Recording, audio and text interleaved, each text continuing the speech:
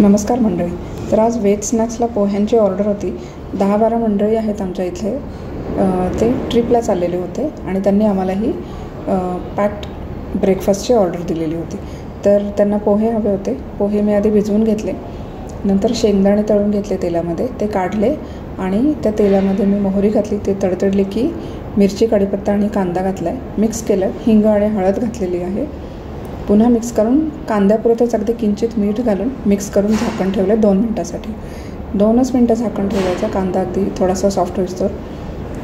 2 मिनटांनी झाकण काढल्यावरती कांदा छान सॉफ्ट झालेला आहे. आता पोहे किती आहेत त्या अंदाजाने मी मीठ आणि साखर घालून मिक्स केलेलं आहे आणि आपले भिजवलेले पोहे जे आहेत ते ॲड करून पुन्हा मिक्स केलं आहे.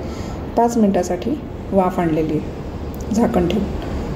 आणि वाफ आल्यानंतर मग मी ते पोहे जे आहे ते पॅक केले. आता या पोह्यांमध्येच मी शेंगदाणे मिक्स नाही केले, कारण त्याचा क्रंचीनेस जाईल आणि कारण पोहे खूप गरम होते.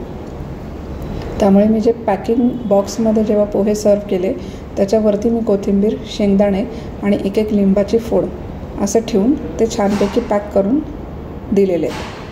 तर व्हेज स्नॅक्सला कॉन्टॅक्ट करा 9028369765 या नंबरवरती. आणि तुमची काही फूड ऑर्डर असेल, प्युअर व्हेज फूड ऑर्डर, तर नक्की प्लेस करा.